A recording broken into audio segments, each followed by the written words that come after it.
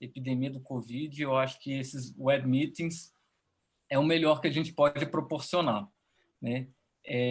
Gostaria de agradecer a presença do Rodrigo Moreira, nosso presidente da Sociedade Brasileira de Endocrinologia e Metabologia, que está fazendo uma excelente gestão.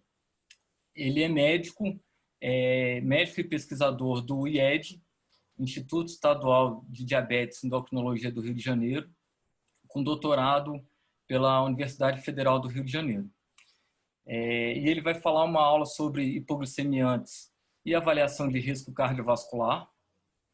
Eu gostaria de agradecer também nossos patrocinadores, né, o Laboratório Sabin e o Laboratório e a Farmacêutica AstraZeneca, pela parceria que tem atuado junto conosco nos eventos da SBNDF. E também queria aqui nos nossos slides contempla os nossos próximos eventos. Tá? A gente vai ter um evento sobre osteoporose com o Mac Lang, vai ser muito interessante. Vamos ter um evento sobre atualização no tratamento de câncer de tireoide, com visão do endocrinologista e de médico nuclear. E um outro evento, no final de setembro, sobre manejo do diabetes e como fugir da inércia terapêutica. Complementando, eu enviei hoje o nosso link dos endócrinos sobre o novo site da SBNDF. Então, ele foi todo repaginado, está muito mais moderno, muito mais fácil navegação no site. A gente também traz novas funções, né? A ideia é que a gente atualize ele até o final do ano, mas ele já está acessível e bem interessante. Espero que vocês possam navegar. Também tem um espaço para o público geral e um espaço destinado para os médicos sócios da SBEM. E, por fim, lembrar a todos os colegas que agora, 31 de julho, vence a anuidade da SBEM, para que todos lembrem de fazer o pagamento e permanecer ativos aqui na nossa importante sociedade.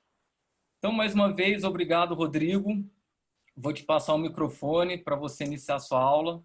Ao final, a gente vai ter um intervalo de 20 a 30 minutos de perguntas e respostas. Maravilha, Márcio. Então, boa noite para todos aí que estão assistindo esse evento da Regional Distrito Federal, da Sociedade Brasileira de Endocrinologia e Metabologia. É um prazer estar aqui. Para quem não chegou antes, eu estou há mais ou menos um ano devendo, né? A gente não conseguiu conciliar uma data para eu ir presencialmente ano passado. Marcamos para esse ano e, obviamente, com a pandemia, tudo ficou mais complicado. Mas é um prazer estar nesse evento online com todos vocês. O ponto mais quieto da minha casa é aqui o quarto do meu filho, então temos um pouco yoga, linha pintadinha, temos tudo aqui. E vou tentar trazer para vocês uma aula sobre antidiabéticos e risco cardiovascular, onde eu vou tentar passar um pouco de estatística. Eu acho que é bem legal entender um pouquinho da estatística, de como que a gente deve ver os estudos. Vou contar uma história, né? Tentar contextualizar a história dos antidiabéticos e doença cardiovascular. E vou terminar, obviamente, chegando aí na nossa Evidence-Based Guideline, na diretriz que foi publicada há 2 meses atrás sobre o tema. Então, deixa eu jogar a apresentação aqui.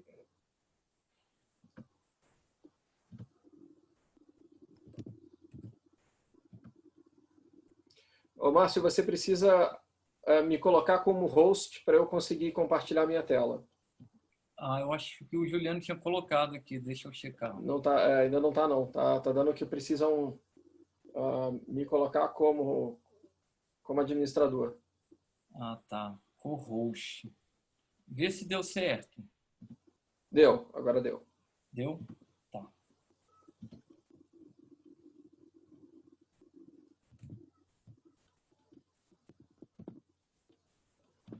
Vocês estão vendo a tela? Sim. Perfeito, então.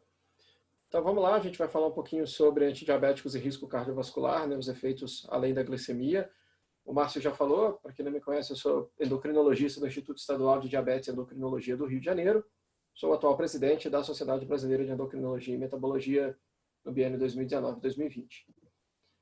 Essa aula especificamente não tem nenhum potencial conflito de interesse, mas como eu vou falar de medicamentos, eu tenho potenciais conflitos de interesses com essas indústrias que estão aí. E para a gente começar essa história de risco cardiovascular e antidiabéticos, a gente tem que voltar exatamente 13 anos atrás, em 2007, com uma bombástica publicação do Steve Nissen sobre os efeitos da rosiglitazona e risco de infarto do miocárdio. Até 2007, você tinha que provar que um medicamento antidiabético ele era eficaz em reduzir a glicemia. E ponto final. Você conseguindo demonstrar que esse medicamento reduzia a glicemia, você tinha um medicamento aprovado para tratar o diabetes. E aí, obviamente, a gente tinha nessa época pioglitazona e rosiglitazona.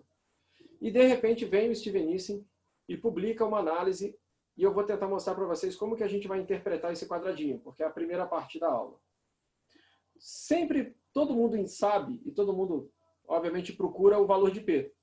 Porque todo mundo sabe que quando o valor de P é menor do que 0,05, esse dado é significativo. Então, a gente está vendo aqui que como o P é de 0,03, há um aumento significativo do risco de infarto do miocárdio.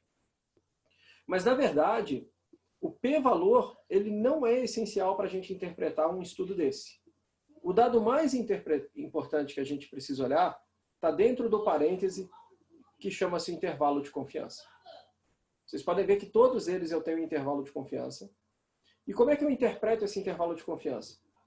Esse intervalo de confiança, se ele tiver o número 1 dentro do intervalo de confiança, e o número 1 aqui a gente chama de efeito nulo, se o efeito nulo estiver dentro do intervalo de confiança, esse dado não é estatisticamente significativo.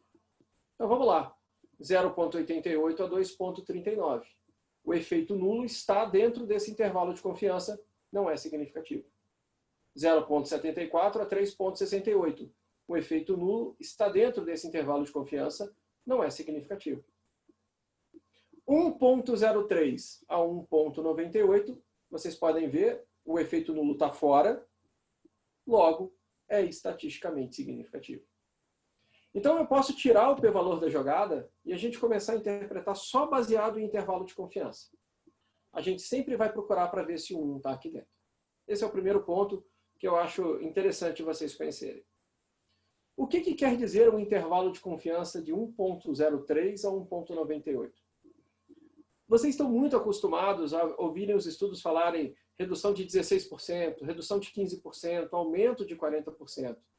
Mas nenhum estudo foi desenhado para encontrar esse número perfeito. Vamos lá. 1,43 quer dizer um aumento no risco de 43% de infarto.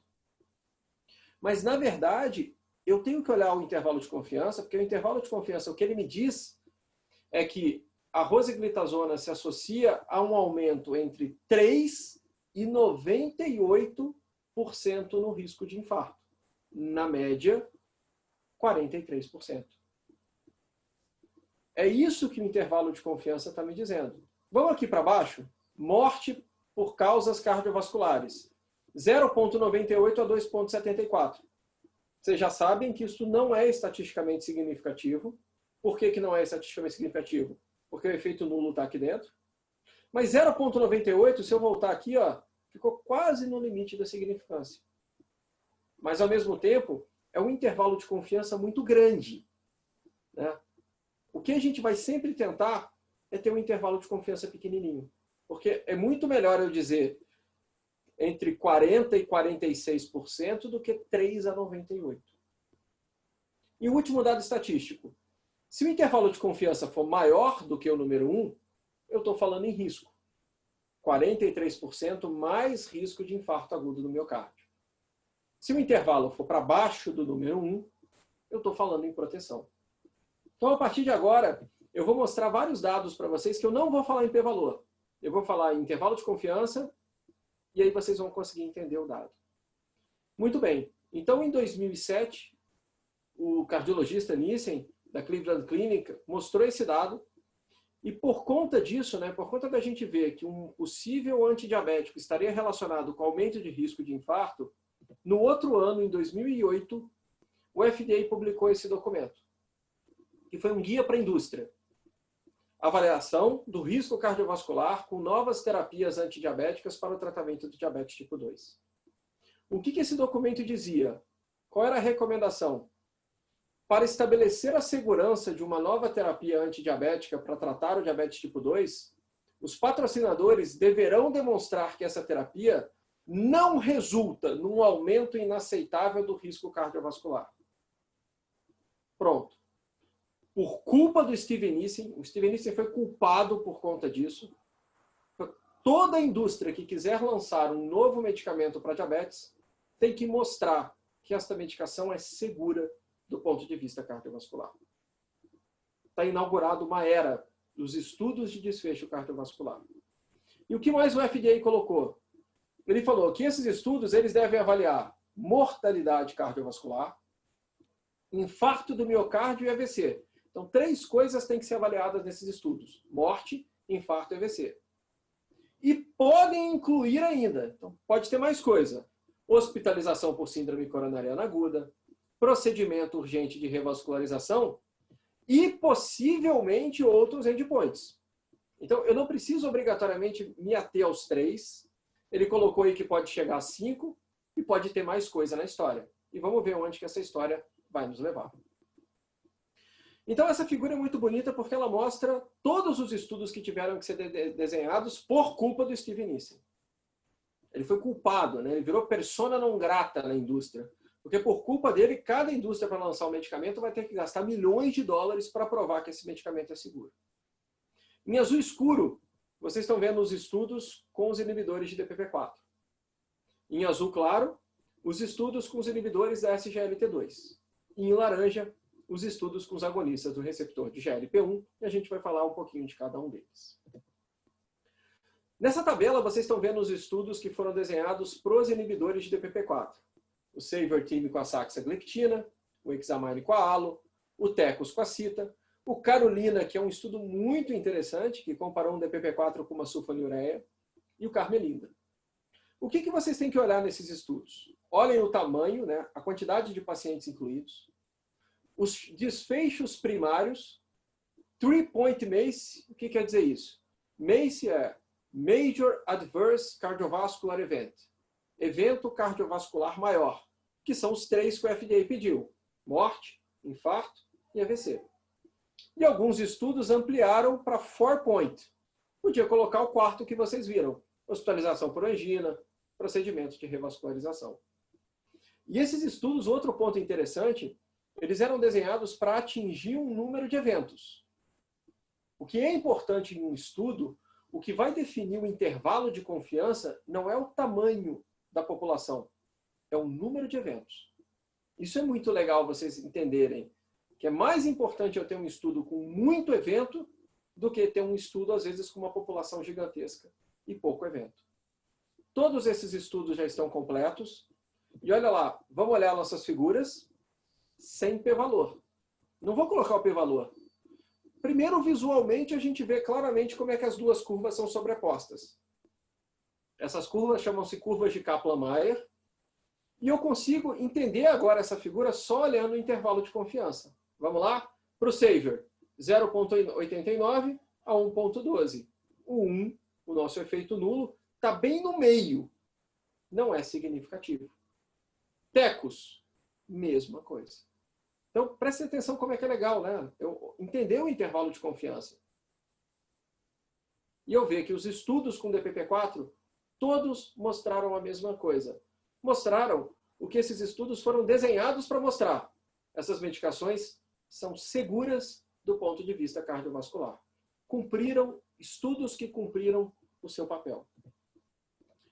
E aí vieram os estudos com os agonistas do receptor do GLP-1. Vocês estão vendo de novo, né? Todos eles. Observem os desfechos primários, a grande maioria o 3-point MACE. Né? Vocês podem ver que alguns vocês têm o número de eventos estimados. Então, o líder com a liraglutida, o sustain com a sema, o rewind com a dula, o harmony com a albiglutida. E aqui começa a revolução, aqui começa a história. Principalmente com o estudo líder, com a liraglutida. Vamos ver o resultado? O que me chama a atenção no desfecho primário? A primeira coisa, a gente começa a ver as curvas se abrindo. De novo, ignora a curva. Ignora o p-valor. Olha para o intervalo de confiança. 0,78 a 0,97. o efeito nulo está fora desse intervalo de confiança. Então, eu posso dizer que é estatisticamente significativo. O intervalo de confiança está para baixo do número 1. Então, eu posso dizer que o efeito é protetor. O que quer dizer o 0,87 que vocês estão vendo aqui? Que houve uma redução de 13%, em média. O correto seria dizer que houve uma redução entre 3% e 22%. Na média, 13%. E o principal resultado foi principalmente uma redução de morte cardiovascular. De novo, olha o intervalo de confiança. É uma redução de morte entre 7% e 34%. Na média, 22%. É assim que a gente interpreta esse dado. E o que é interessante vocês olharem? Quanto mais o intervalo de confiança se afastar do número 1, mais significativo é o p-valor. Mais significativo é o efeito. Então é bem legal. Quanto mais próximo o intervalo tiver do número 1, você vai ter o p-valor de 0,3, 0,03, 0,04. Quando você começa a afastar esse intervalo de confiança do número 1, são os dados mais significativos. É onde você vai vendo o dado mais robusto. Logo depois, a gente teve o estudo SUSTAIN, o SUSTAIN 6, com a semaglutida. E olha que bonito, né? Olha como é que a curva se abre. Então, essa abertura da curva é o primeiro dado significativo. Prestem atenção no intervalo de confiança. Olha que interessante, né? É um intervalo de confiança muito amplo. Por que o intervalo de confiança é muito amplo? Porque tem pouco evento. Mas foi estatisticamente significativo, uma redução em média de 26%. Se vocês olharem, essa redução, olha o que eu falei, né? 0,99. Bateu na trave, o p-valor bate na trave também. Esta é a redução do AVC com a semaglutida. Então, vocês estão vendo aqui essa figura. Vamos dar um nome para essa figura. Vocês aprenderam já que esta é uma curva de Kaplan-Meier. Essa figura se chama Forest Plot. O que o Forest Plot coloca? Essa linha que cruza aqui no meio é o nosso efeito nulo. É o nosso número 1. O que vocês estão vendo aqui é o intervalo de confiança. No estudo ELIXA, cruzou o número 1. Não é significativo. No LEADER, no SUSTAIN, no HARMONY, no REWIND, e nenhum dele cruza o número 1. Então é significativo.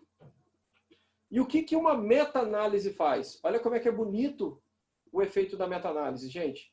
Ela consegue somar todos esses estudos, reduzir o intervalo de confiança, e aí eu posso dizer que, em geral, os agonistas do receptor do GLP-1 fazem uma redução entre 6% e 18% de desfecho cardiovascular. Em média, 12%. Isso sugere muito um efeito de classe dessa medicação. E, de novo, olha como é que é bonito a gente ver aqui a meta-análise, o Forest Plot. Olha como é que você reduz o intervalo de confiança e afasta ele do número 1. E afastando do número 1, você deixa um P altamente significativo. Então, a gente está vendo aqui uma primeira grande revolução, que são os agonistas do receptor do GLP-1, mostrando uma redução de desfecho. Aqui eu não vou entrar em muito detalhe, principalmente em pacientes com doença cardiovascular estabelecida. E aí a gente chega agora nos inibidores da SGLT2. Então vocês conhecem, eu não vou entrar nos detalhes dos inibidores da SGLT2, em todos os benefícios dessa classe, mas todo mundo conhece, obviamente, a história do EMPA-REG. Agora que vocês já sabem um pouquinho de estatística, vamos interpretar o dado do EMPA-REG? Então, olha como é que o dado do EMPA-REG é bonito. Bateu na trave, mas foi significativo. Olha o P de 0,04 aqui com 0,99. Mas, de novo, prestem atenção no intervalo de confiança. 0,74 a 0,99 para de redução de MACE. Em média, 0,14. Guardaram o número? 0,74 a 0,99, 0,14. Esse foi o dado do EMPA-REG. Logo depois veio o dado do Canvas. Gente, olhem o intervalo de confiança do Canvas. 0,75 a 0,97. É praticamente igual ao do EMPA-REG. Vocês não precisam olhar valor de P. Olha o Hazard Ratio. Redução de 14%, redução de 14%. São resultados rigorosamente iguais. E resultados que sugerem demais um efeito de classe para a gente. Aqui vocês estão vendo um forest plot, onde eu estou plotando os dois estudos.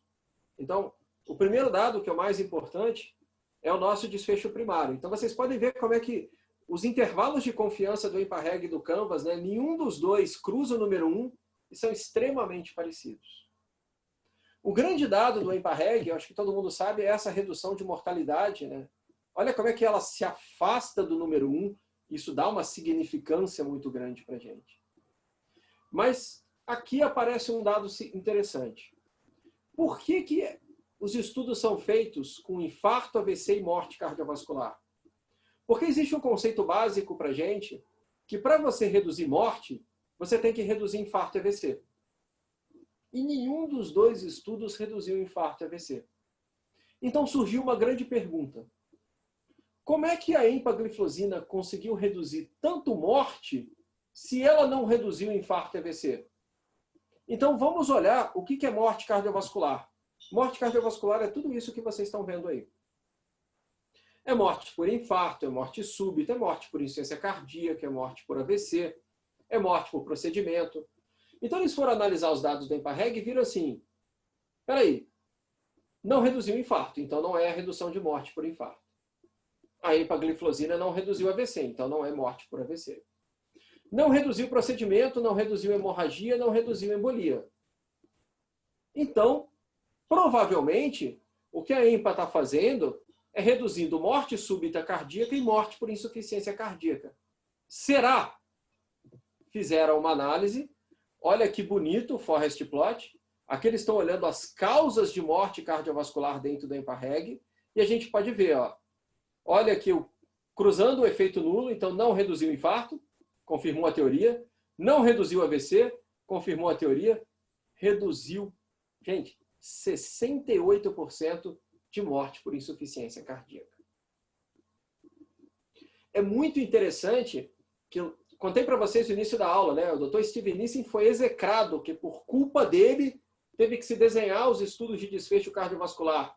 E agora o Dr. Steven Nissen está sendo exaltado, porque graças a ele nós conseguimos descobrir medicamentos como os agonistas de GLP-1 e os inibidores SGLT2 que têm benefícios além do controle glicêmico. Que não só são drogas seguras, mas são drogas que estão reduzindo, no caso aqui dos inibidores da SGLT2, principalmente a mortalidade por insuficiência cardíaca. E um outro dado, né, na hora que a gente olha os dados de insuficiência cardíaca, olha que lindo que são os dados de hospitalização por IC e morte cardiovascular ou hospitalização por IC nos dois estudos. O que é bonito ver? Olha como é que se afastam do número 1, mostrando que são dados extremamente significativos. Olha como é que os intervalos de confiança se sobrepõem, mostrando que são dados extremamente robustos. E os dados mais interessantes são quando a gente olha aqui embaixo. São os dados de desfecho renal. Gente, olha como é que se afastam completamente do número 1. Só batendo o olho aqui você já fala, é um P de 0,00001. O que a gente... Se vocês quiserem uma outra maneira de interpretar muito interessante, esse dado aqui é tão significativo, mas tão significativo que se eu repetir o estudo e reduzir o número de pacientes, ainda assim eu consigo repetir esse dado. É uma outra maneira de ver como que é importante esse afastamento do forest plot do número 1. E aí veio o estudo DECLARE. O DECLARE pegou 17 mil pacientes e a grande diferença do DECLARE para o EMPA-REG e para o Canvas é que eram pacientes menos graves.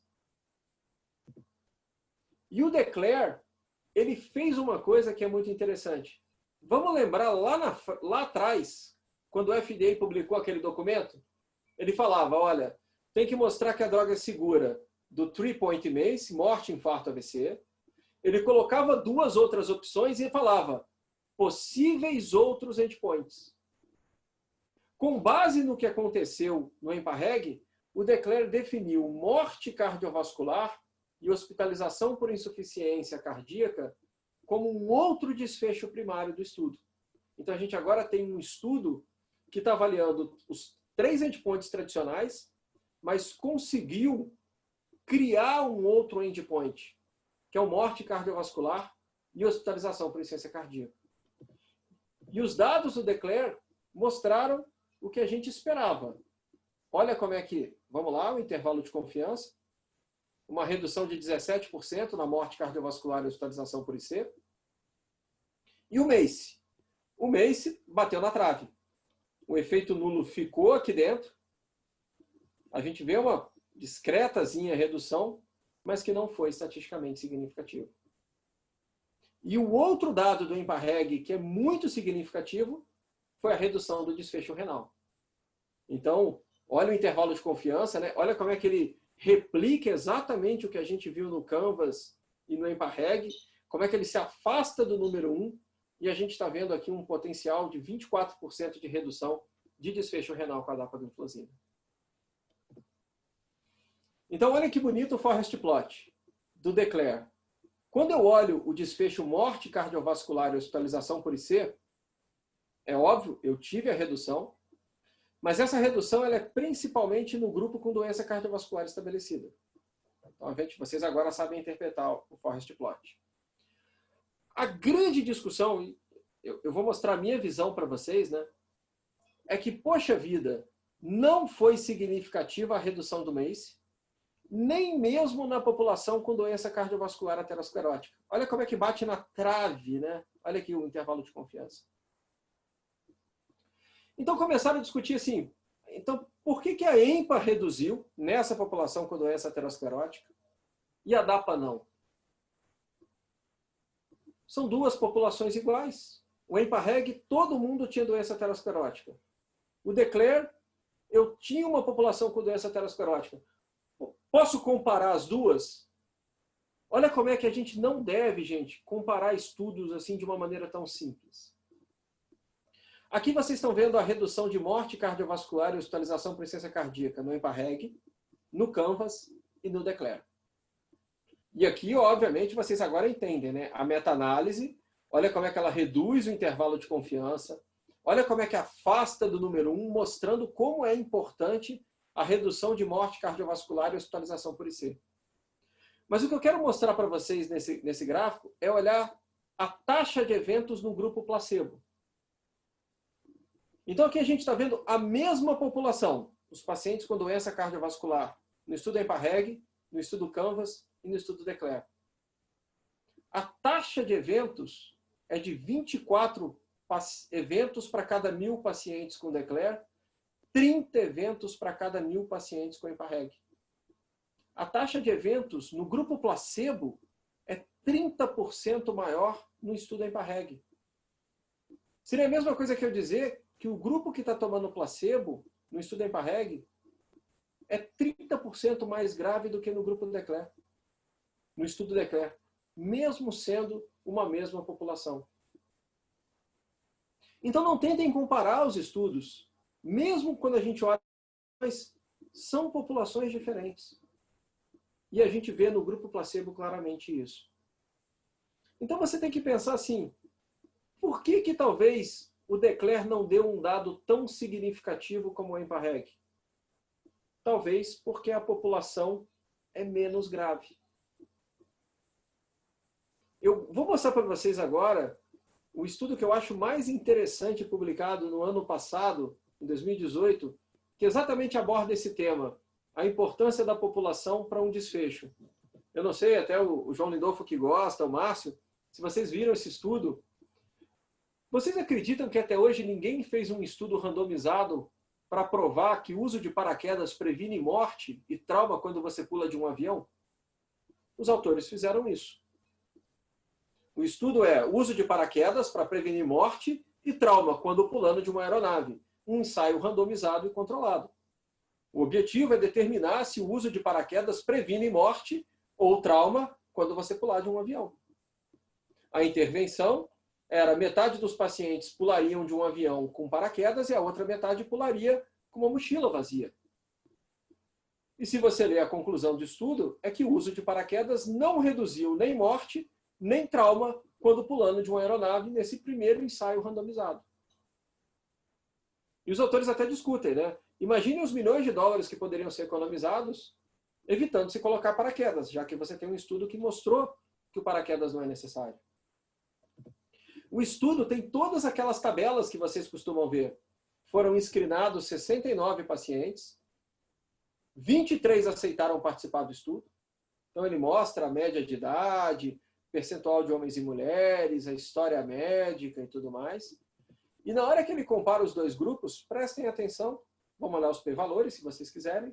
Não houve diferença em morte, não houve diferença em trauma após 30 dias do impacto no solo. Mas olha que interessante, e por que eu mostro esse estudo? Existiram duas diferenças entre o grupo que foi screenado e o grupo que participou. Os pacientes screenados estavam, em média, voando a 800 km por hora. E os participantes que aceitaram participar estavam parados. O grupo que aceitou participar, o grupo que foi screenado, estava, em média, a uma altura de 9.000 metros. O grupo que aceitou participar estava, em média, a 60 centímetros do solo. Então, os autores, inclusive, postam duas fotos de dois voluntários que aceitaram participar do estudo. Por que eles chegaram à conclusão? Porque o paraquedas não funciona? Ou porque o paraquedas foi testado numa população de muito baixo risco? Porque é óbvio que se eu testar o paraquedas numa população de alto risco, ele vai funcionar. Então é muito legal. Os críticos do estudo paraquedas vão tentar fazer um argumento de que até o mais eficaz dos tratamentos pode mostrar ter nenhum efeito num ensaio randomizado se os pacientes que teriam os maiores benefícios seletivamente declinarem de participar. Então talvez é isso. O grande diferença do Declare para o EMPA-REG, e a gente tem que olhar isso, o estudo, é que se você coloca uma população de muito alto risco, é onde você vai ter o maior benefício da droga. E se você avalia isso numa população de baixo risco, talvez você não vai ter o benefício. Não é porque a droga não funciona, mas porque o risco dessa população é muito baixo. Se vocês quiserem ver um belíssimo estudo, gente, leiam esse estudo, porque ele é muito bem escrito e muito bem feito. Então, quando a gente joga os três estudos juntos, né, o Declare, o Canvas e o EMPA-REG, a gente vê uma sobreposição muito grande dos dados, principalmente quando a gente vem aqui para baixo. Os dados de hospitalização por insuficiência cardíaca e morte cardiovascular, hospitalização por insuficiência cardíaca e desfecho renal. Esses três últimos desfechos aqui parecem ser os grandes desfechos desta classe. E é óbvio que isso levou a vários estudos. O primeiro que foi apresentado foi o DAPA Heart Failure, um estudo feito em 4.700 indivíduos com insuficiência cardíaca e fração de ejeção reduzida, onde metade dos pacientes não tinha diabetes. E o que eles viram? Olha como é que as curvas são lindas, olha o intervalo de confiança. Então, nesse estudo, você mostra que a dapagliflozina em pacientes com insuficiência cardíaca, aí tendo ou não diabetes, reduziu a piora da insuficiência cardíaca, a morte cardiovascular e a morte por todas as causas.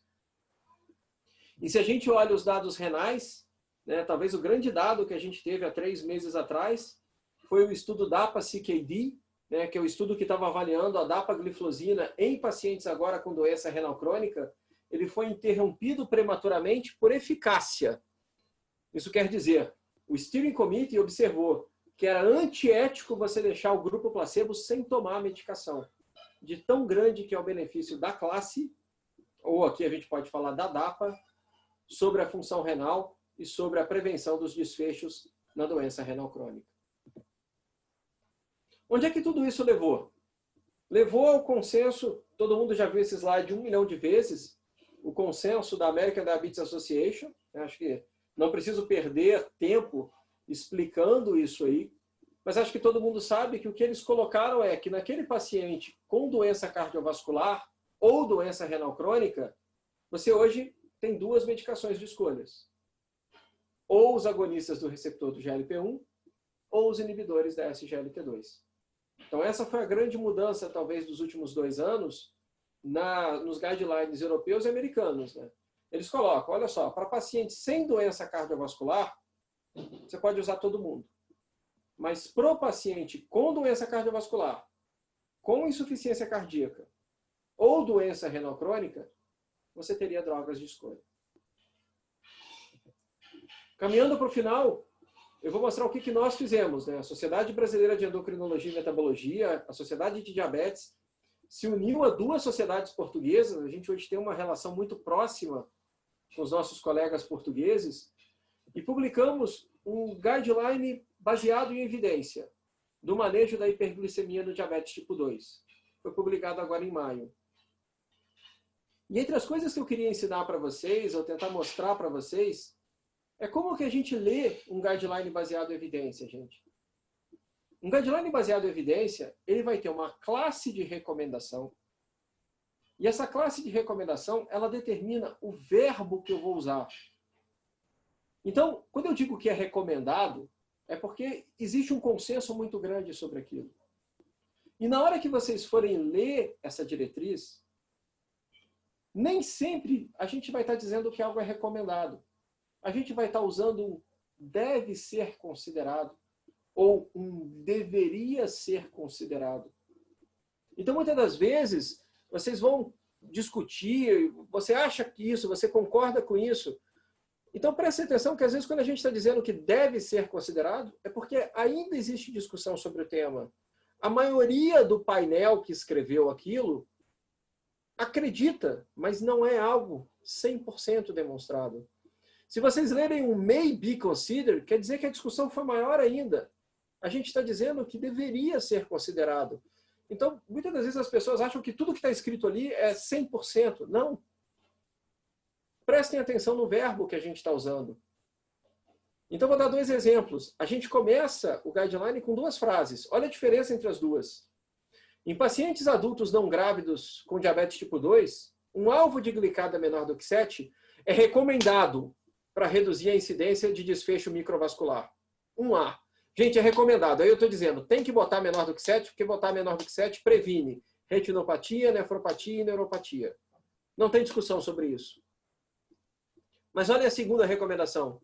Em pacientes adultos, uma glicada menor do que 7 deve ser considerada para reduzir a incidência no longo prazo de complicações macrovasculares. Deve ser considerada. Ninguém está dizendo aqui que é obrigatório, que tem que colocar abaixo de 7. A gente está dizendo, olha, a maioria das evidências sugere que colocar menor do que 7 parece ter um efeito para reduzir as complicações. É assim que tem que ser lida esse guideline baseado em evidência. Eu não tenho tempo de passar ele inteiro, eu faço até um convite. No sábado de manhã, a AstraZeneca está fazendo um evento. Vai ter uma aula do Dr. Ralph DeFronzo, que é imperdível, sobre inibidores SGLT2. Uma aula do Dr. Amélio sobre combinação, que é imperdível. E eu vou fazer uma aula de 40 minutos, onde eu vou passar praticamente todas as recomendações desse guideline de uma maneira bem devagarzinho. Então fica o convite para quem quiser conhecer um pouquinho melhor. O que a gente fez de diferente? A gente dividiu os antidiabéticos numa categoria AD1 e numa categoria AD. AD1 são aqueles antidiabéticos que parecem ter efeitos extraglicêmicos, seja na redução do 3-point MACE, que agora vocês conhecem bem, seja na redução de hospitalização por insuficiência cardíaca, seja na proteção renal. E a gente sabe hoje que os inibidores SGLT2 e os agonistas do receptor de GLP-1 parecem ter esses benefícios. Então a gente fala, sempre que possível, a terapia dupla ou a terapia tripla, ela deve compreender essas medicações, mesmo no paciente sem complicação cardiovascular e renal. Talvez a gente tenha sido as primeiras sociedades a dizer, olha, não é só para o paciente com doença cardiovascular estabelecida, não. É para todo mundo. Ah, Rodrigo, e se o paciente não puder usar? Perfeito, vai para pioglitazona, vai para sulfonilureia, vai para DPP-4, desde que você coloque esse paciente naquele alvo glicêmico que a gente colocou. Se o paciente tem doença aterosclerótica, aí vocês, na hora que vocês lerem, vocês vão ver que se aqui a gente vai usar o termo should be, deve ser considerado, aqui a gente vai dizer que é recomendado. Para o paciente de prevenção secundária, gente, metformina com inibidor de SGLT2 e com agonista do receptor de GLP-1 tem que estar no tratamento. De novo, não tem condição, estamos no SUS, a gente vai usar o que a gente tem. O mesmo vale para o paciente com insuficiência cardíaca. Não dá para deixar hoje um paciente com diabetes e insuficiência cardíaca com fração de ejeção reduzida sem ter um inibidor de SGLT2 dentro dessa prescrição. Então, de novo, eu não tenho como esmiuçar esses detalhes, convido vocês para o sábado. E o último é o paciente com doença renal crônica. A gente também coloca no paciente com doença renal crônica o inibidor de SGLT2 e o agonista de receptor de GLP-1 como drogas de escolhas para esse paciente. E por último, acho que vocês sabem a boa notícia, né? A gente está discutindo o protocolo clínico e diretrizes terapêuticas, mas em abril desse ano, eu fico muito orgulhoso de ter participado muito desse processo, conseguiu convencer a Comissão Nacional de Incorporação de Tecnologias no Sistema Único de Saúde, a CONITEC, a incorporar um inibidor de SGLT2, e foi decidido pela dapagliflozina, na lista de medicamentos do Sistema Único de Saúde. Não vai ser para todos os pacientes com diabetes, mas pelo menos aqueles pacientes com doença cardiovascular em mais de 65 anos vão poder se beneficiar dessa terapia. Então eu termino essa aula, tentei contar uma história, tentei passar um pouquinho de estatística, tentei mostrar para vocês um pouquinho de como que os estudos influenciaram guidelines, mas deixar para vocês a história de que os estudos de desfecho cardiovascular, né, todos esses que vocês viram, eles vêm mudando a história do tratamento do diabetes tipo 2, não tem jeito. A gente hoje pode dizer que o controle glicêmico é essencial cada vez mais, mas os inibidores SGLT2 e os agonistas do receptor do GLP-1, eles parecem ter vários efeitos extraglicêmicos. O que vem colocando essas medicações, eu acho, pelo menos como medicações de escolha para o tratamento do nosso paciente com diabetes tipo 2. Gente, agradeço esse tempo que foi me dado e que me foi dado, e passo a palavra aí para o Márcio e fico à disposição para as perguntas. Rodrigo, eu queria muito te agradecer. Aliás, eu não tenho como mais agradecer. Você deu uma aula esplendorosa. Você sabe que eu participei de 80% desses trials e isso é uma sopa de confusão. E você digeriu isso de uma maneira muito fácil, muito elegante, muito didática. Muito obrigado mesmo. Eu queria dizer, além da aula que é esplendorosa, o Rodrigo está administrando a SBEM de uma forma brilhante, dedicado muito tempo a isso aí. E nós tivemos aqui problemas aqui em Brasília no ano passado, e ele se mostrou uma pessoa extremamente generosa, uma coisa que eu nunca vou esquecer, sabe, Rodrigo? Muito obrigado mesmo, e eu deixo a palavra de volta aqui para o Márcio e para você. E estão abertas, então, para as perguntas.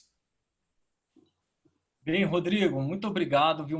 Realmente muito didático sua palestra. Eu acompanhava desde a época que eu morava no Rio. Eu falava muito do Fluminense, né? Mas agora só dá Flamengo, aí o pessoal nem comenta mais. Muda de assunto.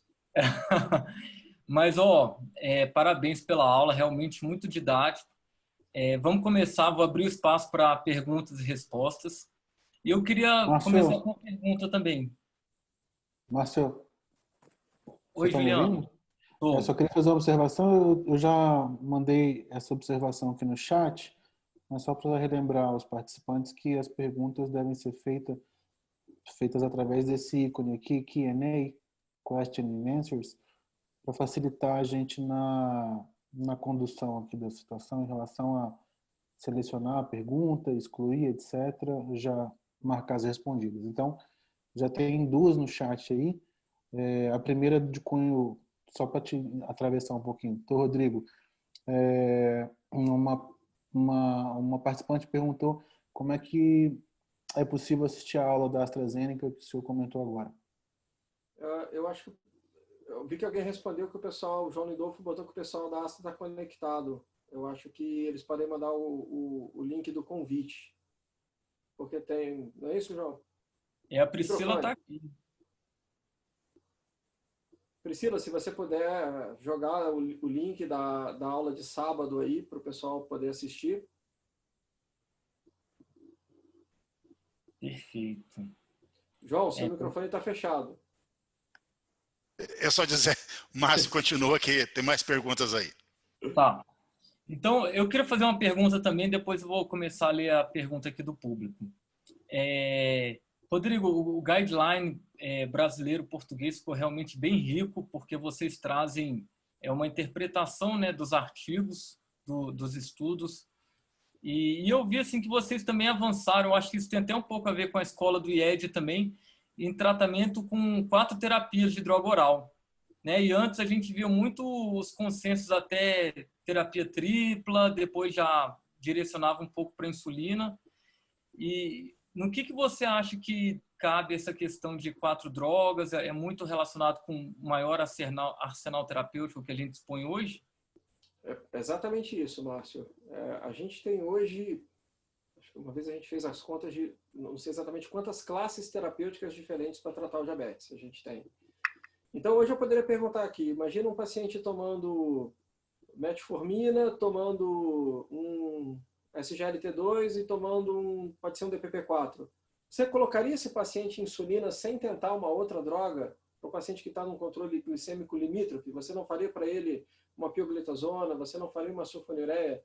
Então, o que a gente sentiu é que hoje o tratamento quádruplo é do dia a dia de todo mundo. Eu tenho certeza que todo mundo aqui tem vários pacientes usando 4 drogas, a gente pode falar até 5 drogas, dependendo, e a gente está cada vez tentando adiar mais o início da insulina, né? O paciente muitas das vezes pede isso.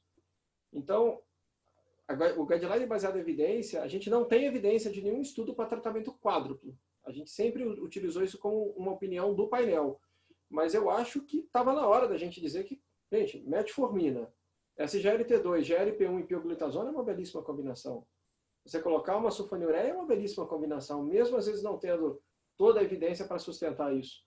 Então, com esse arsenal que a gente tem hoje, dá para se manter tranquilamente pacientes em terapia quádrupla antes de iniciar uma insulinização basal para esses pacientes. Essa foi a linha e a gente sempre utilizou isso aí. É um nível C de recomendação que é baseado na opinião dos especialistas.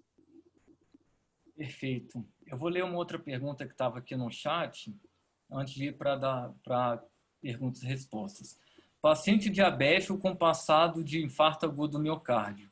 Você considera que a indicação de DAPA tem indicação equivalente à de EMPA? Essa é a pergunta hoje que tem um cunho difícil, porque você tem vamos ser muito claro aqui, né? Tem um papel comercial muito grande das duas indústrias, de várias indústrias, sobre o que é o efeito de droga e o que é o efeito de classe. Eu participei muito da reunião da Conitec, né, e a gente lá discute os dados com pessoas leigas, e hoje, para que foi criada uma meta-análise? Então vamos explicar para que foi criada uma meta-análise. A meta-análise não foi criada por um médico, foi criada por um astrônomo, e exatamente ele criou a meta-análise para que você possa diminuir a chance de erros estatísticos. Então você combina diferentes estudos, para que exatamente combinando os diferentes estudos você possa reduzir o intervalo de confiança e aproximar o dado mais próximo da realidade. Então exatamente a meta-análise ela tem o efeito de mostrar que o que você vê com DAPA, com CANA e com EMPA parece ser um efeito de classe. Então foi isso que a gente conseguiu mostrar para a Conitec. Falar, olha só, na hora que a gente olha os intervalos de confiança, na hora que você olha os dados, parece ser um efeito de classe. O problema de você olhar o EMPA-REG com o DECLARE é porque são estudos diferentes. Eu não acho que são estudos comparáveis. Do mesmo jeito que, vou fazer 2 analogias. Vocês nunca viram uma diretriz de hipertensão dizer, você vai tratar a hipertensão com IECA, mas tem que ser o perindopril, porque os estudos com perindopril mostraram redução de mortalidade. Você tem que tratar um paciente com dislipidemia, mas tem que tratar só com a Torva, Rosuva.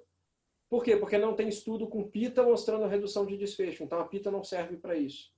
Então eu acho que tem uma briga hoje comercial muito grande. Eu acho que tenho certeza que na hora que cair patente daqui a 10 anos, a gente vai falar disso de efeito de classe, como a gente fala de efeito de classe de ECA, como a gente fala de efeito de classe de estatina, como a gente fala de efeito de classe de BRA. Então, essa é a visão que eu tenho nesse momento. Perfeito. Tem mais uma pergunta aqui da Cíntia. Para a dapaglifosina, dose de 5 miligramas, há estudos que mostram benefício cardiorrenal? Não. Os benefícios que a gente tem, os estudos que a gente tem, são com dose de 10. Você tem estudo de DAPA de 5, eu conheço estudo, por incrível que pareça, com esteatose hepática, com doença hepática gordurosa não alcoólica, onde a DAPA de 5 mostrou melhora da esteatose, mas você tem estudo de desfecho cardiovascular especificamente não. Até nessa consulta pública da Conitec, a dose que foi discutida de DAPA é a dose de 10, não tem discussão de dose de 5 para incorporação, e nem a própria AstraZeneca divulga muito a utilização de dose de 5. Então a dose é 10 miligramas, que é a dose que foi usada no DECLARE, no DAPA Heart Failure e no DAPA CKD. Perfeito.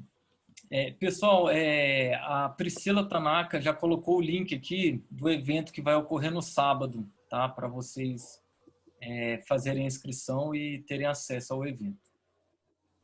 Uma outra pergunta da Cíntia: redução de risco de insuficiência cardíaca com inibidor de SGLT2 seria para insuficiência cardíaca com fração de ejeção reduzida e também para insuficiência cardíaca com fração de ejeção preservada? Então, belíssima pergunta. O que a gente tem hoje de evidência é a redução de desfecho para paciente com fração de ejeção reduzida menor do que 40%. Ponto. Você tem um estudo de DAPA em pacientes com fração de ejeção preservada que a gente ainda não tem resultado. Então, hoje a gente só pode falar de fração de ejeção reduzida. Na nossa diretriz, isso está bem claro lá. Heart Failure with Reduced Ejection Fraction. ICFR, né? Insuficiência cardíaca com fração de ejeção reduzida. E no próprio PCDT, no Protocolo Clínico e Diretrizes Terapêuticas do SUS, dentro de doenças cardiovasculares, eu consegui incorporar a insuficiência cardíaca com fração de ejeção reduzida. Então, nesse momento, só fração de ejeção reduzida, só abaixo de 40%. Preservada, talvez aí, final desse ano acho que não, provavelmente início do ano que vem a gente tem os estudos com DAPA e com EMPA. Excelente. Tem uma pergunta da Marina, prata da casa, que está fazendo também um excelente trabalho frente da SBEM. Com tantas drogas novas, ainda há espaço para sulfas? E a metformina? Então, vamos começar com a sulfa. Sim. Sim. É uma droga eficaz, é uma droga de alta potência para redução de hemoglobina glicada e é uma droga segura. Eu acho que... Eu gosto sempre de falar isso. Primeiro, quando os inibidores o DPP-4 foram lançados, o alvo deles foi bater na sulfonilureia. E a história do estudo Carolina é muito interessante. Eu acho que o João participou, eu participei também do Carolina.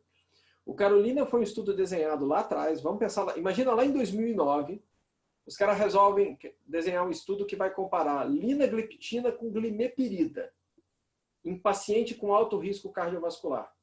Qual é o resultado que você esperava desse estudo? Meio óbvio, né? Eu acho que todo mundo esperava que a sulfonilureia aumentaria as doenças cardiovasculares, o DPP-4 reduziria e você aí jogaria uma pá de cal em cima das sulfonilureias. E o estudo Carolina mostrou que a taxa de eventos cardiovasculares com glimepirida e linagliptina é igual. O controle glicêmico no longo prazo, aquele conceito que o DPP-4 preservaria a célula beta, cara, o controle glicêmico foi igual. E a diferença de peso foi mínima no longo prazo.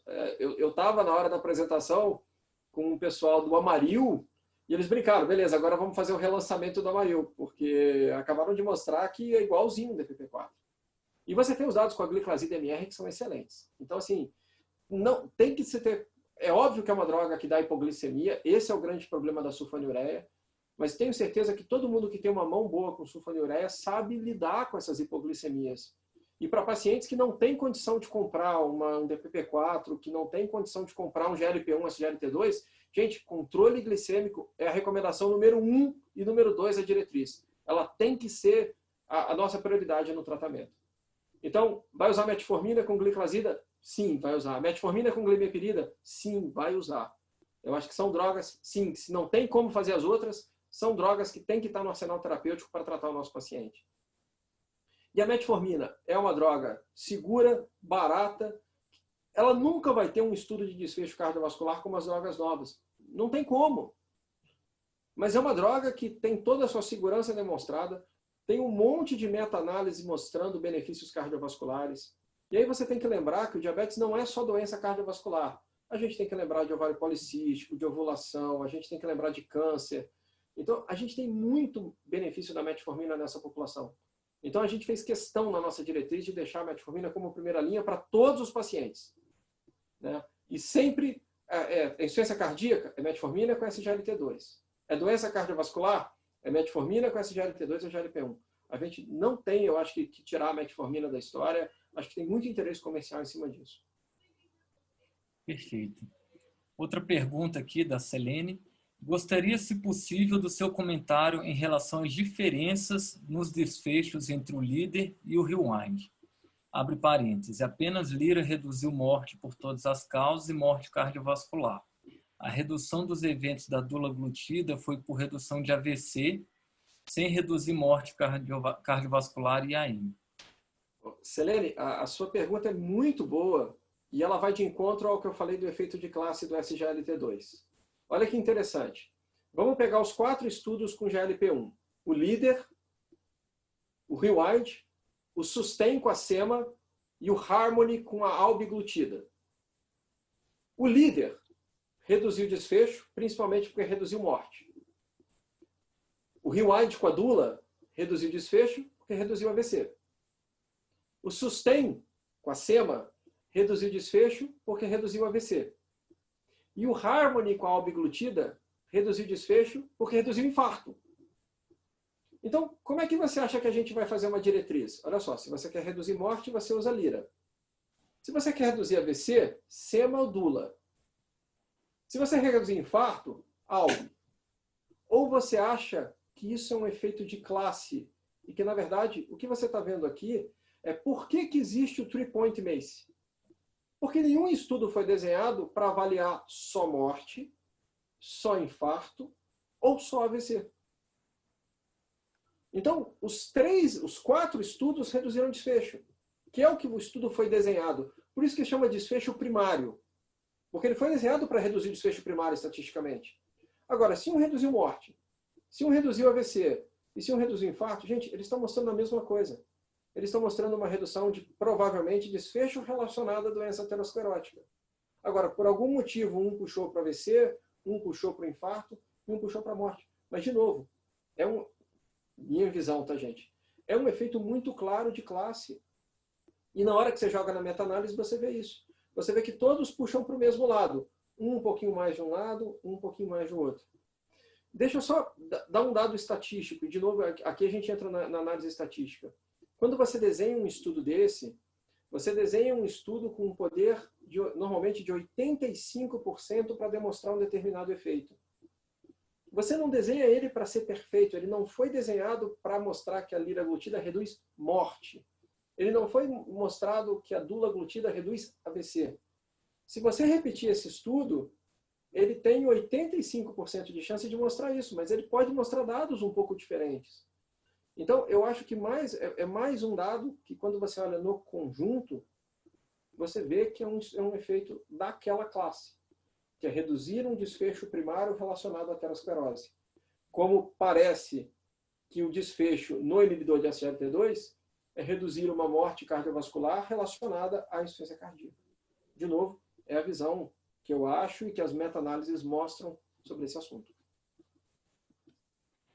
Excelente. Agora a gente tem uma aula aqui uma pergunta do nosso vizinho aqui, o Joed, presidente da Regional Goiás. Parabenizou pela aula e coloca 3 perguntas. Quais os cut-offs de taxa de filtração glomerular de cada um dos inibidores de SGLT2? Os inibidores de DPP-4 são seguros em pacientes com insuficiência cardíaca com fração de ejeção preservada? E, se optarmos por pioglitazona em pacientes com esteatose hepática, qual seria a classe mais associável? Inibidor de SGLT2 ou análogo de GLP-1? O Joed é flamenguista, além do Flamengo estar ganhando do Fluminense, ele também joga essas perguntas para tripudiar, né? O Joed resolveu... o Flamengo já ganhou do meu Fluminense na final, ainda joga umas perguntas dessas, Joed. Vou tentar, vamos lá. Joed, um dos projetos que eu tinha para esse ano era exatamente preparar um guideline de esteatose hepática com a Sociedade de Hepatologia. A gente, obviamente, parou com tudo que aconteceu. Por nível de evidência hoje, a droga que tem mais evidência para melhora de esteatose é o agonista de receptor de GLP-1. Você tem estudos muito bonitos com a liraglutida, o estudo LIM, e com a SEMA já tem alguma coisa. Você tem estudo com DAPA e com EMPA também melhorando esteatose hepática, mas tem uma discussão se o efeito da DAPA e da EMPA não seria pela perda de peso, e o GLP-1 teria um efeito direto. Então, hoje, pensando em doença hepática gordurosa não alcoólica, seria pioglitazona mais agonista de receptor de GLP-1. Essa seria o ponto mais importante. Inibidor de DPP-4 em insuficiência cardíaca, o que a gente tem hoje recomendação é em relação a saxagliptina e alogliptina, para a fração de ejeção reduzida. Para a fração de ejeção preservada, eu acho que ninguém sabe. Essa seria a resposta. Não sabemos. Não sabemos. Se você me perguntasse, eu diria para não usar nem saxa, nem alo, por uma precaução, mas os outros, a princípio, a gente não vê problema. SGLT2 e rim. Cuidado com a bula da DAPA, que a bula da DAPA é confusa. A bula da DAPA fala que a DAPA não deve ser usada com clearance de creatinina abaixo de 60 e taxa de filtração glomerular abaixo de 45. Então, às vezes, as pessoas fazem uma confusão muito grande. Então, pensa assim, a DAPA, taxa de filtração de 45, a EMPA, taxa de filtração de 30. Só que isso também a gente acha que vai mudar, porque exatamente teve a interrupção agora do estudo DAPA-CKD, né, que é o estudo de DAPA em paciente com doença renal crônica. Você tinha pacientes com taxa de filtração até 20, e provavelmente vai mudar isso. Mas nesse momento, se você quiser bula, DAPA até 45, EMPA até 30. Acho que rapidamente eu tentei responder tudo. Sim. Natasha, é recomendado a associação com terapia dupla de metformina mais inibidor de SGLT2 ou análogo de GLP-1 em pacientes com doença cardiovascular prévia para manter uma glicada menor que 7%? Eu não sei, eu acho que a sua pergunta é a pergunta que todo mundo gosta de fazer. Você tem um paciente com metformina, com uma glicada de 6, e ele tem doença cardiovascular estabelecida. Você iniciaria um SGLT2 ou um GLP-1? Sim, eu iniciaria. Então essa talvez seja, eu acho que essa é a visão hoje, principalmente da maioria dos cardiologistas, né, de que você ter um paciente hoje com diabetes, esse paciente com prevenção secundária, tá, gente? Aí a gente está falando especificamente de prevenção secundária. Esse paciente eu colocaria ou um GLP-1 ou um SGLT2. Aí vem a mesma coisa. Se é um paciente com insuficiência cardíaca ou com doença renal, eu iria para o inibidor de SGLT2. Se é um paciente mais com quadro aterosclerótico, com GLP-1. Mas mesmo um paciente hoje de prevenção secundária bem controlado, eu faço a combinação de um desses medicamentos. E é o que o nosso guideline diz também. No paciente com insuficiência cardíaca, você vai começar o tratamento de metformina mais SGLT2, independente da glicada. No paciente com doença cardiovascular, metformina mais SGLT2 ou GLP-1, independente da glicada. Então, sim, eu acho que o paciente tem que usar uma dessas duas classes. Prevenção secundária. Rodrigo, falando do guideline, no paciente com glicada entre 6,5 e 7,5, comenta também sobre a associação com inibidor de DPP-4 para prevenir falência de célula beta. Em qual contexto você julga que é razoável associar o inibidor de DPP-4? Então, belíssima pergunta, Márcio. Esse foi um dos pontos de muita discussão dentro do grupo, né? Porque o conceito, se você ler a frase, né, o que a gente diz na frase o tratamento com metformina mais inibidor de DPP-4 deve ser considerado, deveria ser considerado para prevenir a falha terapêutica. Isso é baseado no estudo Verify, que é o único estudo que existe, né, que é um estudo de metformina com vildagliptina. E como existe um estudo bem feito, randomizado, a gente incorporou isso dentro da diretriz. do guideline. A grande pergunta que todo mundo fez é, isso seria extrapolável também, por exemplo, para metformina mais SGLT2 ou mais GLP-1? Só que como é um guideline baseado em evidência, a gente falou, não, a evidência que a gente tem é do estudo Verify com a vildagliptina. Então, a gente não pode, não deve extrapolar isso para os outros. Por isso que é legal você participar de um guideline desse. Foi feita uma votação, eu fui voto vencido. Eu acho que você poderia propor terapia dupla com metformina mais um GLP-1 ou um SGLT2 para esses pacientes desde o início. Mas não foi a opinião da maioria do painel. Por isso que se você lá é um may be considered, deveria ser considerado, e aí a gente está dizendo, você pode fazer, pode não fazer, mas a evidência de um estudo coloca dessa forma. Então por isso que é legal você às vezes entender como ler. Não estou dizendo que é para fazer, estou dizendo que se você quiser fazer, você tem evidência hoje que te sustenta para fazer isso. Excelente. A Helena fez uma pergunta. Há espaço para usar essas drogas em pacientes internados em unidade coronariana, entre parênteses, menos o inibidor de SGLT2? Eu ia até falar isso, tá? Eu tenho um caso de um professor meu aqui de Juiz de Fora, exatamente que com esse avidez, né, de EMPA e infarto, ele fez um infarto e na unidade coronariana começaram EMPA para ele.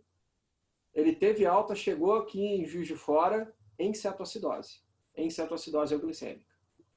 Então, tem que tomar esse cuidado com os inibidores SGLT2 para paciente internado, tá, gente? Isso vale meio que é uma regra para a partir do momento que você tem um paciente que tem uma predisposição para um quadro mais grave, né? O paciente está fazendo uma infecção que precisa de internação, o paciente está fazendo qualquer doença aí metabólica que possa predispor ele a um quadro de acidose, né? Insuficiência renal, insuficiência hepática, você tem que tomar cuidado com SGLT2 com a cetoacidose. Então, é recomendado hoje que você suspenda essa medicação. Em relação à metformina, a mesma coisa. Você tem um paciente dentro de uma unidade coronariana, um paciente que ainda às vezes está desidratado, que está com uma predisposição para um risco de acidose, esse paciente tem que estar com insulina. Você tem vários estudos que mostram que a bomba de infusão de insulina desse paciente com controle glicêmico rígido, você reduz tempo de hospitalização, você reduz complicação. Então esse paciente tem que estar insulinizado com glicemia bem controlada, sem hipoglicemia. Na hora que esse paciente for para casa, e aí ele vai sair com estatina, com aspirina, com clopidogrel, com beta-bloqueador, aí sim você vai iniciar com ele todos os medicamentos que, de novo, a gente falou, metformina mais GLP-1 mais SGLT2. Mas não acho que nesse momento você tenha indicação de começar essas medicações dentro de uma unidade coronariana ou de uma unidade de terapia intensiva. Esses são medicamentos depois. Nesse momento, a insulinização para esse paciente. Muito bom. A Selene aqui fez mais uma pergunta. E o risco de amputação relacionado aos inibidores de SGLT2? Podemos considerar um evento de classe? Não.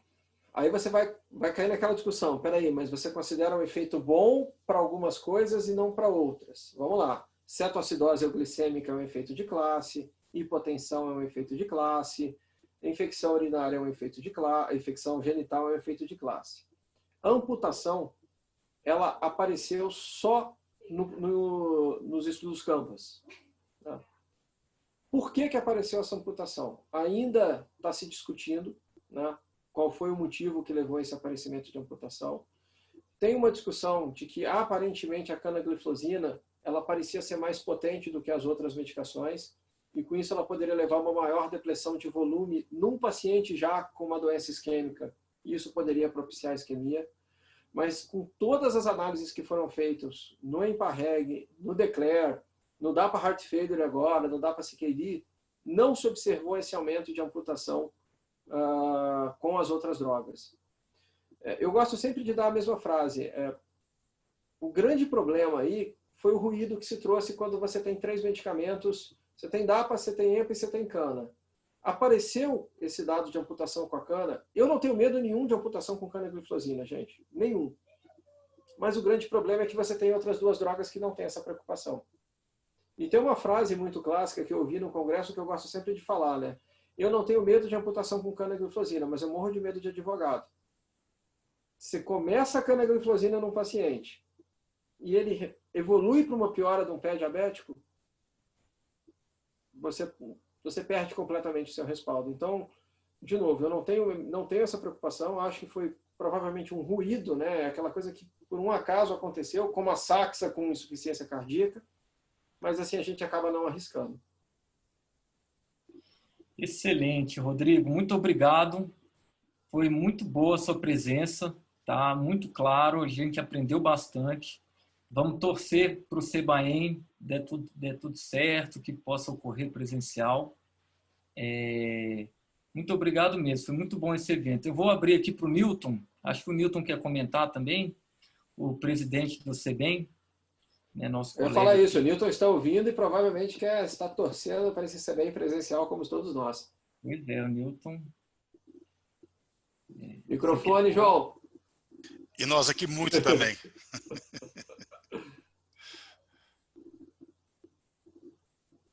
O Newton, normalmente, essa hora, ele vai aparecer com uma taça de vinho do lado também, tá, pessoal? Por isso que ele não está botando a câmera dele ali, ó. Newton, quer falar alguma coisa, Newton? Tem que abrir o microfone, Newton. Perfeito. Ouviram agora? Agora sim. O áudio, sim. Quero o máscara aqui abrir. Tudo bem? Boa noite, pessoal. Sem vinho, viu, Rodrigo? Sua aula foi realmente fantástica, mas eu não ia tomar vinho na frente dos dois chefes, né? Nem do João, nem do Rodrigo. Primeiro, obrigado por me permitirem falar. É um prazer, viu, Rodrigo, recebê-lo, assim mesmo você aí na sua casa, recebê-lo aqui em Brasília, né? Com essa aula realmente esplendorosa que você deu, o João já falou sobre isso. E dizer do prazer que eu tenho de conviver com você semanalmente, né? Ao longo desses 2 anos aí. Aliás, ao longo desses 4 anos que eu estou na SBAEM, o aprendizado que eu tenho tido com você e acho que o que as pessoas puderam testemunhar hoje, né? Sobre o CBAEM, Márcio, nós estamos a cada dia fazendo uma adaptação. A gente, evidentemente, não está podendo divulgar as coisas, as medidas, por conta de uma série de situações. Na realidade, é um grande quebra-cabeça que a gente precisa ir listando. Mas só para relembrar, nós continuamos com as inscrições abertas, né? Até 31 de julho, está tudo lá com o mesmo valor de antes. Nós estamos, apesar de tudo, apesar dessa pandemia, apesar dessa estabilidade, infelizmente, de mortes lá em cima, a gente está muito esperançoso. Nós vamos esperar, inclusive, nesses próximos dias, até uma sondagem que seguramente o João Lindolfo vai fazer com os nossos associados, até para ver como é que está o espírito nosso aqui de anfitrião, né? Acho que isso é a coisa mais importante que a gente precisa ter hoje.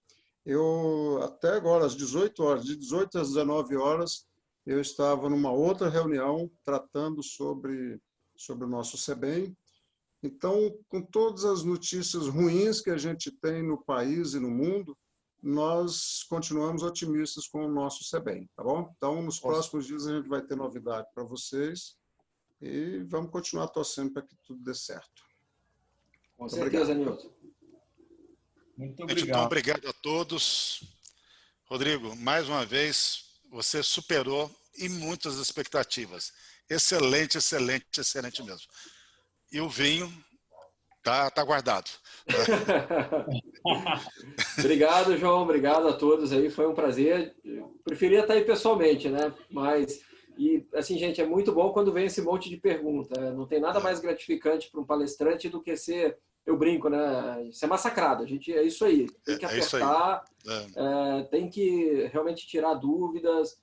É legal isso. A gente nem sempre tem todas as respostas, mas é muito bom. Eu fico muito satisfeito quando dá uma aula e chove pergunta depois, porque é algo que as pessoas prestaram atenção e estão ávidas realmente para tentar tirar essas dúvidas, e os eventos estão aí para isso. Então, parabéns aí à Regional Distrito Federal pela iniciativa, porque é muito legal. A gente está vendo isso no Brasil inteiro.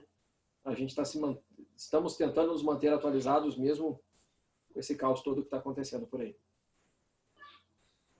Obrigado, gente. E boa noite a todos. Até a próxima. Boa noite, pessoal.